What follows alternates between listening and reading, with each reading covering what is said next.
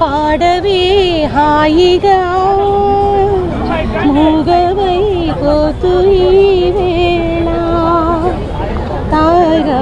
అయ్యో ఆనందంలో పాట లిరిక్స్ మర్చిపోయచ్చు. బాలు గారు సుమారుగా 40,000 పైగా పాటలు అనేక భాషల్లో పాడారు.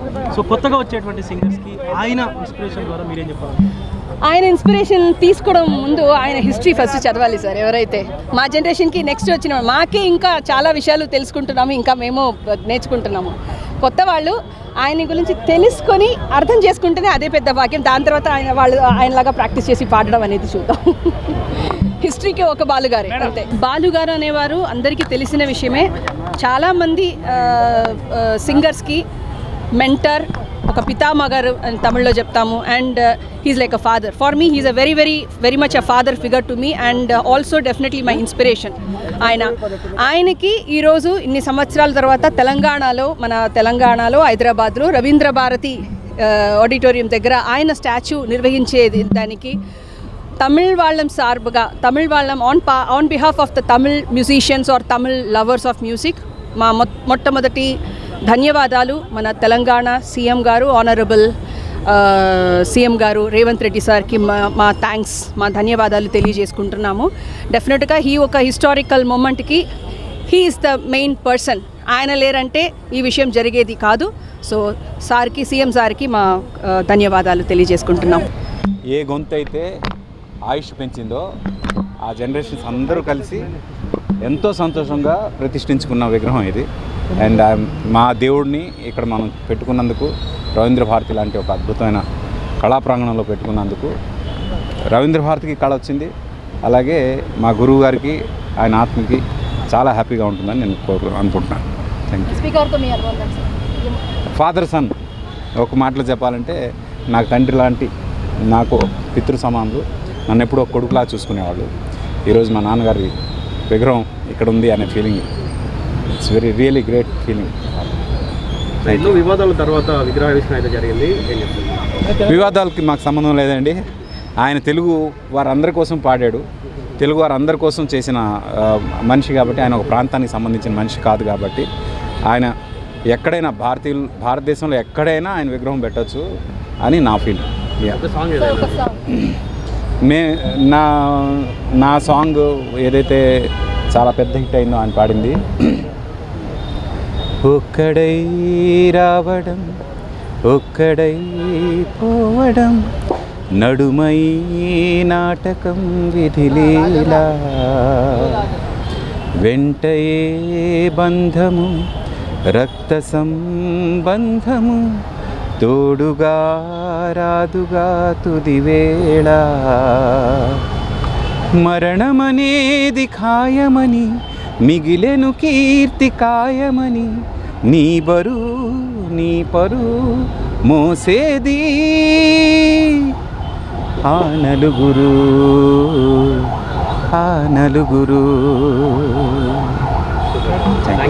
Thank you. బాలసుబ్రహ్మణ్యం గారిని నేను చాలాసార్లు ఇంటర్వ్యూ చేస్తున్నాను జెమినీ టెలివిజన్ కోసం.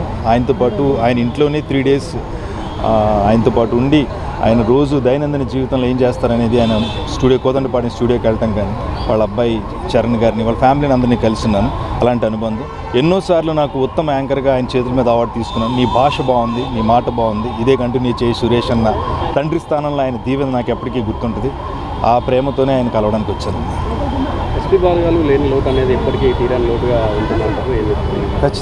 ఖచ్చితంగా బాలసుబ్రహ్మణ్యం గారు లాంటి గాత్రం, ఆ గాత్ర శుద్ధి, ఆ గాంధర్వ గానం మన మధ్యనే ఉంటుంది. అందుకే నేను చెప్తున్నా, వినగలం, ఆయన చూడలేము, అంతే, వింటూనే ఉంటాం. ఇక్కడ విగ్రహం స్థాపించడం వల్ల ఆ లోటు కొంత తీరుతుంది అనుకోవచ్చా ఇప్పుడు? ఖచ్చితంగానండి. ఎందుకంటే రవీంద్ర భారతిలో పెట్టడమనే ఆలోచన ప్రభుత్వాన్ని మనస్ఫూర్తిగా అభినందిస్తున్నాను రేవంత్ రెడ్డి గారికి. అండ్ ఏదైతే ఈ నిర్ణయం ఇక్కడ పెట్టాలని తీసుకున్న ప్రతి ఒక్కరికి. ఎందుకంటే రవీంద్ర భారతిలో కొన్ని వేల వందల పాటలు పాడి లక్షలాది మందికి ఇక్కడి నుంచి ఆయన తన పాట ద్వారా పరిచయం అయ్యారు. అటువంటి ప్లేస్లో, పుణ్యభూమిలో, ఇలాంటి ప్లేస్లో ఆయన విగ్రహం పెట్టడం చాలా గొప్ప విషయం.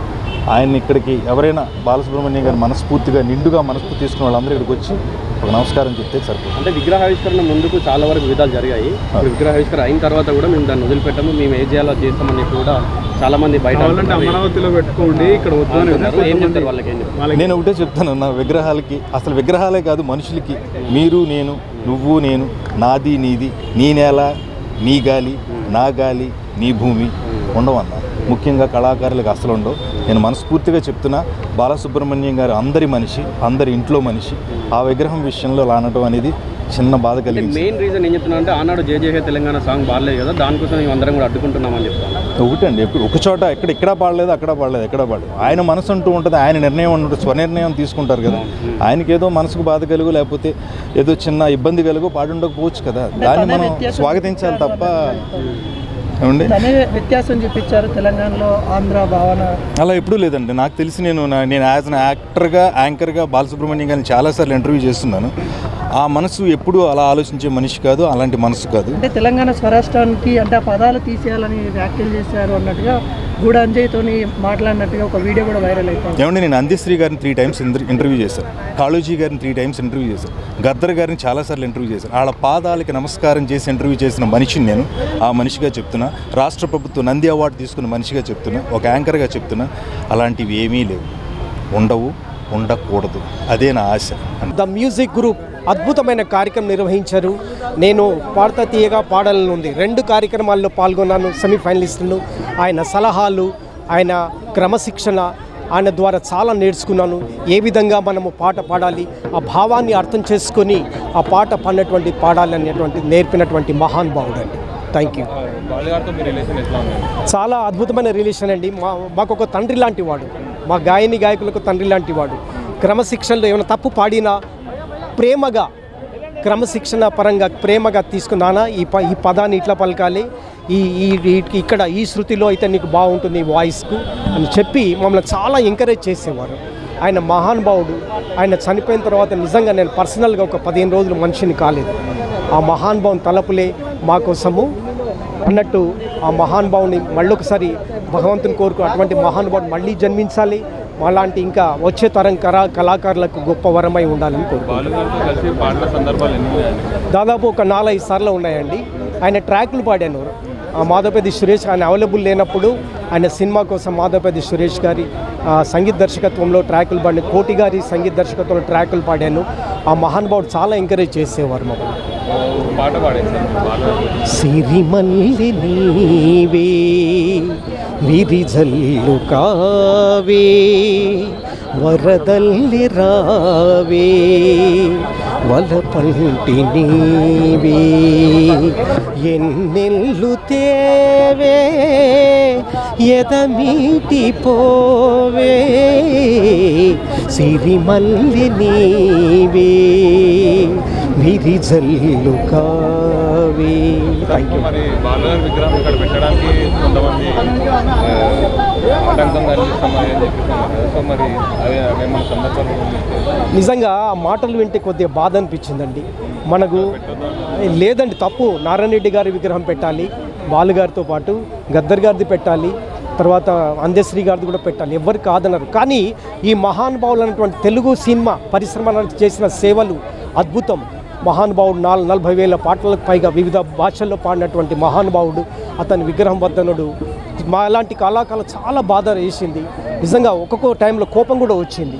ఈ మహానుభావుని కార్యక్రమం అడ్డుకుంటారేమో, కానీ ఆ భగవంతుని దయ వల్ల ఈ కార్యక్రమం నిర్విఘ్నంగా ఆవిష్కరించబడింది. వాళ్ళ ఫ్యామిలీ మెంబర్స్, కుటుంబ సభ్యులు, అమ్మగారు అమ్మ అని నేను ఖచ్చితంగా అమ్మగారిని సంబోధిస్తాను. మా చరణ్ గారు, మా అన్నయ్య, వీళ్ళందరూ కూడా నాకు చాలా ఉజ్వలమైన భవిష్యత్తు ఇస్తారని ఆశిస్తున్నాను. Thank you.